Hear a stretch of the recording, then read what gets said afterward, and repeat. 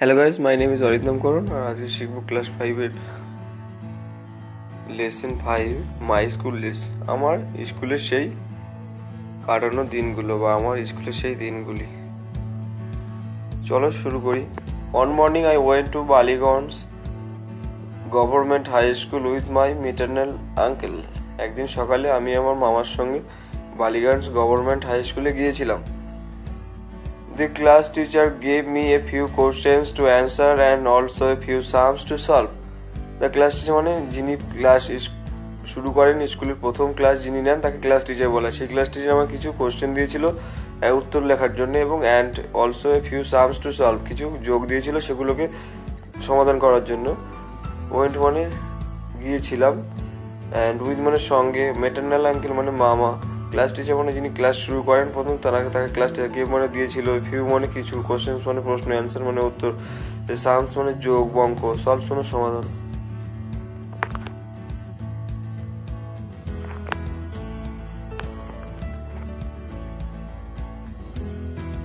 Next stanza. I wrote the answers, solved the sums and showed them to the teacher. I wrote the answer, আমি উত্তরগুলো লিখেছিলাম, solve the sums এবং যোগগুলো সমাধান করেছিলাম, and showed them to the teacher এবং সেগুলো শিক্ষককে দেখিয়েছিলাম। He went through the answers and nodded, সে খুব দ্রুততার সঙ্গে সেই উত্তরগুলোকে দেখলো, অ্যান্ড নোডেড মাথা নাড়ালো। এখানে ওয়েন্ট থ্রু মানে খুব দ্রুত, আর অ্যান্সার মানে উত্তর, নোডেড মানে মাথা নাড়ানো। হিস জেস্টার ইন্ডিকেট, তার এই অঙ্গভঙ্গিমায় নির্দেশ করলো, that my answers were correct, আমার উত্তরগুলো ছিল খুব সঠিক, অ্যান্ড দাস তা হবে তবেই, আই ওয়াজ অ্যাডমিটেড আমি ভর্তি হতে পেরেছিলাম, টু দ্য স্কুল স্কুলে ভর্তি হতে পেরেছিলাম। কারেক্ট মানে সঠিক, অ্যাডমিটেড মানে ভর্তি হওয়া, অ্যান্সার মানে উত্তর, নোটেড মানে নাড়ানো, মাথা নাড়ানো, কারেক্ট মানে সঠিক। Next, Baliganji Government High School was on the eastern side of the Beltola Road Police Station. Ballygunge government high স্কুলটা ওয়াজ মানে ছিল অন দ্য ইস্টার্ন সাইড, পূর্ব দিকে, of the Beltola road police station, Beltola road থানার পূর্ব দিকেই বালিগঞ্জ গভর্নমেন্ট হাই স্কুলটা ছিল। The southern part of the school was our playground, আমাদের স্কুলের দক্ষিণ ভাগটা ছিল আমাদের খেলার মাঠ। It was surrounded by a lofty wall, এটা ঘেরা ছিল বা বেষ্টন ছিল একটা লম্বা শক্তপোক্ত দেয়াল দ্বারা।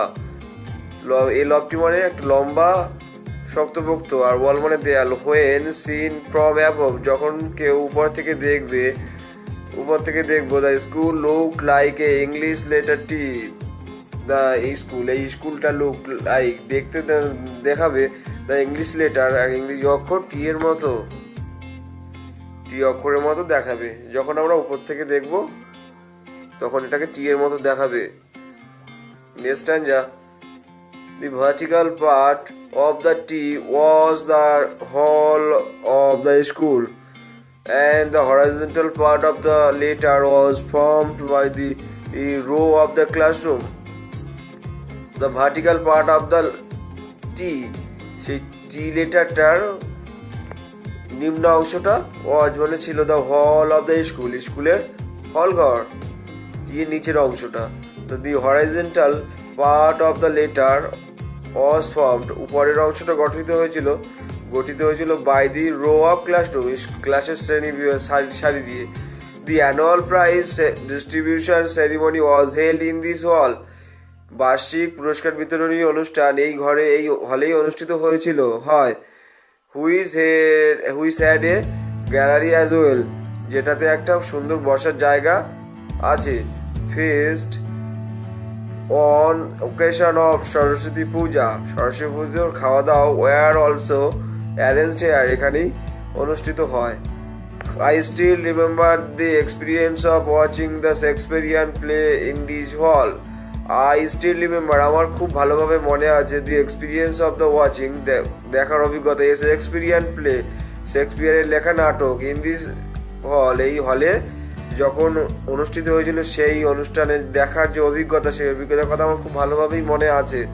অ্যারেঞ্জ মানে অনুষ্ঠিত হওয়া, সেরিমনি মানে উৎসব বা অনুষ্ঠান, আর হেল্ড মানে অনুষ্ঠিত হওয়া, প্রাইজ ডিস্ট্রিবিউশন মানে পুরস্কার বিতরণী, আর রিমেম্বার মানে স্মরণ, আর সরস্বতী পুজো মানে সরস্বতী ফেস্ট মানে খাওয়া দাওয়া, যেটাকে আমরা একসাথে বসে কোনো কিছু খাওয়া দাওয়ার উপলক্ষে কোনো কিছু খাওয়াকে ফিস্ট বলে।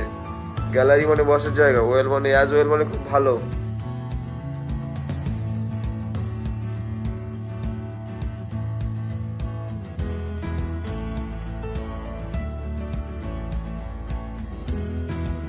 Next para.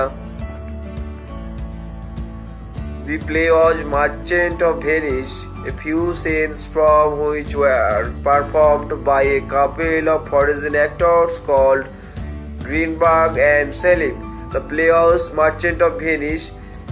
নাটকটি ছিল দি মার্চেন্ট অফ ভেনিস, শেক্সপিয়ারের লেখা the merchant of Venice. A few scenes from which were performed by a couple of foreign actors called Greenberg and Selim. সেই নাটকের কয়েকটি দৃশ্য যেগুলো বিদেশি অভিনেতাদের দ্বারা অনুষ্ঠিত হয়েছিল, সেই কয়েকটি দৃশ্যের অভিনয় যারা করেছিল তাদের নাম কি ছিল? গ্রিনবার্গ এবং সেলিম। এদের দল দ্বারা অনুষ্ঠিত হয়েছিল সেই নাটকের কয়েকটা বিশেষ বিশেষ অংশ। The Charlie Chaplin movies was also screened here on. এক সময় এখানে চার্লি চ্যাপলিন মুভি, সেই মুভিটাও পর্দায় দেখানো হতো। স্ক্রিন মানে এখানে পর্দায় দেখানো হয় বলে, পর্দার মাধ্যমে দেখা হয় বলে কি স্ক্রিন ব্যবহার করা হয়েছে। আর মুভি মানে movie,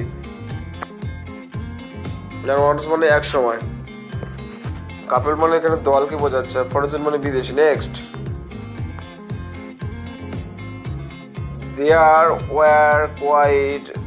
there were quite a number of good teachers in our school. সেই স্কুলে আমাদের কতগুলি ভালো শিক্ষক ছিলেন। বিডি রয় taught us English. বিডি রয় আমাদের ইংলিশ শিক্ষা শেখাতেন। he was a small man. সে ছিল খুব ছোট্ট মানুষ। who took great care to ensure that we pronounced English correctly. সে একটা বিশেষভাবে দায়িত্ব নিয়েছিল বা দেখতো আমরা সঠিকভাবে যেন ইংরেজি বানানটাকে উচ্চারণ করতে পারি। One day he told us the story of the ox and the frog from Aesop's fables. One day একদিন সে বলেছিল আজ আমাদের দ্য স্টোরি একটা গল্প অফ দ্য ফক্স একটা ষাঁড়ের, অ্যান্ড দ্য ফ্রগ একটা ব্যাঙের, ফ্রম ইসপস ফেবল থেকে একটা ষাঁড় এবং একটা ব্যাঙের গল্প তিনি আমাদের বলেছিলেন। নেক্সট প্যারা,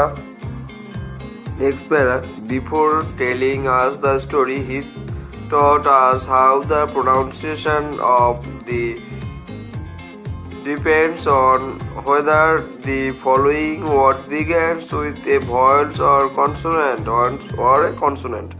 Before telling us the story, গল্পটা বলার আগে তিনি শিখিয়েছিলেন আজ আমাদের হাউ দ্য প্রোনাউন্সিয়েশন কিভাবে উচ্চারণ করতে হয় অফ দি ওয়ার্ডটাকে, depend on whether the following words began with a vowel or consonant এবং ভয়েল দিয়ে শুরু, যে শব্দগুলো সেই শব্দগুলোর কি দিয়ে শুরু হচ্ছে, কনসোনেন্ট দিয়ে শুরু হচ্ছে না ভয়েল দিয়ে শুরু হচ্ছে, সেই শব্দের উপরে ডিপেন্ড করে দিয়ের উচ্চারণটা কিভাবে উচ্চারণ করতে হয় সেই উচ্চারণটার সম্পর্কে আমাদেরকে তিনি শিক্ষা দিয়েছিলেন বা বুঝিয়েছিলেন।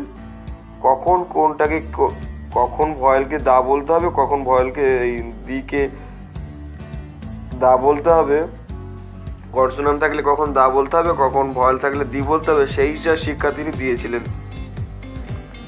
I fondly remember our head Pandit Bhattacharya sir for his excellent handwriting.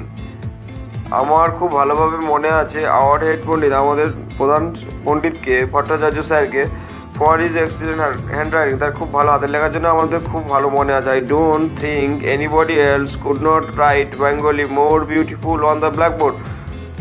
আমার এখন পর্যন্ত মনে পড়ে না কেউ পারবে তার মতো বাংলা লিখতে খুব সুন্দরভাবে ব্ল্যাকবোর্ডে।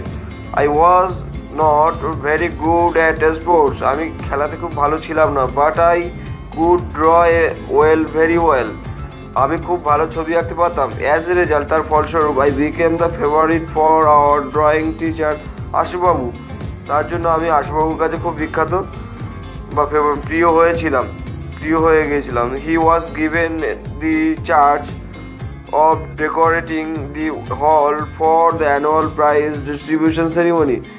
He বলতে এখানে এই আশুবাবু কি বলছে, ড্রয়িং টিচার আশুবাবু was given দিয়েছিলেন the চার্জ মানে এখানে দায়িত্ব বা ডিউটি of decorating সাজাতে the হল ঘরটাকে for the annual prize distribution বার্ষিক পুরস্কার বিতরণী সেরিমনি মানে উৎসব বা অনুষ্ঠান দেওয়ার জন্য, অনুষ্ঠান করার জন্য আমাকে দায়িত্ব দিয়েছিলেন। He also conducted an event called music drawing. তিনি একটা খেলা বা ইভেন্ট মানে এখানে খেলা চালাতেন, সেই খেলাটা কি নামে পরিচিত, মিউজিক ড্রয়িং নামে পরিচিত। ফর দিস ইভেন্ট, এই ইভেন্টের জন্য, এই খেলার জন্য there would be a blackboard, সেখানে একটা ব্ল্যাকবোর্ড থাকতো and a colour chalks on a টেবিলের উপরে রং বেরঙের চকও থাকতো। Students would sings a song, একটা ছাত্র গান গাইতো, and another would draw a picture on the blackboard, অন্যজন ব্ল্যাকবোর্ডে ছবি আঁকতো। ট্রাইং টু ক্যাপচার, চেষ্টা করতো ধরতে, ইন দ্য লাইনগুলোকে ধরতে, and colour this essence of সংস, এবং সেই লাইনগুলোর অর্থ ধরে ধরে ছবি আঁকতে তারা চেষ্টা করতো। In this way through many such happy and memorable episode I spent 6 years of my school life in this way, ঠিক একইভাবে থ্রু মেনি সাচ হ্যাপি, এইভাবে সুখী এবং খুশি এবং মেমোরেবল স্মরণীয় এপিসোড, সেই ঘটনাগুলিকে ঘটনাগুলিকে না কাটিয়েছিলাম স্কুলের সেই 6 বছরের দিনগুলো। 10 years after leaving school I went back there just once, probably to attend a reunion of ex-student.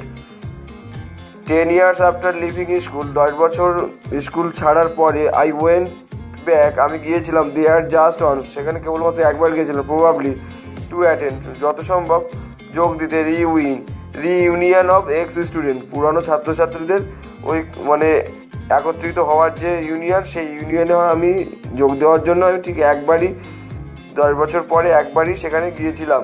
As I enter the hall, যখন আমি হলের মধ্যে প্রবেশ করেছিলাম, আই নোটেড, লক্ষ্য করেছি, উইথ সারপ্রাইজ, অবাক হয়ে লক্ষ্য করেছিলাম, that I could not recognise it, এবং সেটাকে আমি চিনতে পারি। ইট বলতে এটাকে হলঘরকে বোঝানো হচ্ছে। রিকগনাইজ মানে চিহ্নিত করা বা বিশেষভাবে চিহ্নিত করা। Next para, the hall which had seemed enormous earlier, আগে সেই হলটা বিশাল আকৃতি বা বিশাল বড় মনে হতো, did not seem to be quite that big then, এখন আর এই হলটাকে বড় বলে মনে হচ্ছে না। নট অনলি দ্য হল, কেবলমাত্র এই হলটাই না, বাট ইভেন দ্য ডোরস, এমনকি দরজাগুলোও না, দ্য ক্লাসরুমস, শ্রেণীকক্ষগুলো, দ্য বেঞ্চগুলো, অ্যান্ড দ্য করিডোরের মধ্যে বারান্দাগুলো, অ্যাপিয়ার টু মাচ স্মল, খুবই ছোট্ট। দিস ফিলিং ওয়াজ ন্যাচারাল, এটাই ছিল খুব স্বাভাবিক, যদিও I was 5 feet 3 inches tall when I left school, and now I have grown to about 6.5 feet. I was 5 feet 3 inches tall when I left school, যখন আমি school ছিলাম তখন আমি 5 ফুট 3 ইঞ্চি ছিলাম। Now I have grown to about 6.5 feet, এখন আমি 6.5 foot বেড়েছি। I have grown a lot in all these years, এই এতগুলো বছর ধরে আমি শুধু বেড়েই চলেছি। But my school has not, আমার স্কুল ঠিক একই আছে, বাড়েনি। I have never gone back to my school since then, I have never to gone, আমি কখনো gone to back, আমি কখনো ফিরে যাব না, to my school, আমার স্কুলে, since then, সেই তখনকার সেই স্কুলে আমি আর ফিরে যাব না। It is indeed a pleasure, এটা খুব প্রয়োজন, অবশ্য প্রয়োজন, a pleasure, Ananda, to look back, ফিরে দেখতে, and relive মানে বাঁচিয়ে তুলতে, the past, অতীতের, memories, ঘটনা, of joy, অতীতের সেই ফেলে আসা দিনগুলোকে দেখতে এবং তাকে বাঁচিয়ে তোলার যে আনন্দ, এটা ছিল অত্যাবশ্যক প্রয়োজনীয়।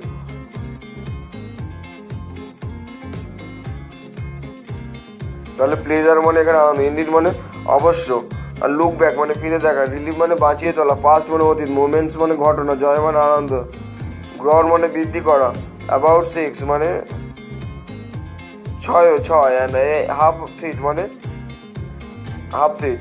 Next, adapted from Satyajit Ray যখন ছোট ছিলাম। অ্যাডাপ্টেড ফ্রম মানে নেওয়া হয়েছে বা সংগৃহীত করা হয়েছে সত্যজিৎ রায়। সত্যজিৎ রায় যখন ছোট ছিলাম, সত্যজিৎ রায়ের লেখা যখন ছোট ছিলাম বই থেকে বা লেখা থেকেই এই টেক্সটটা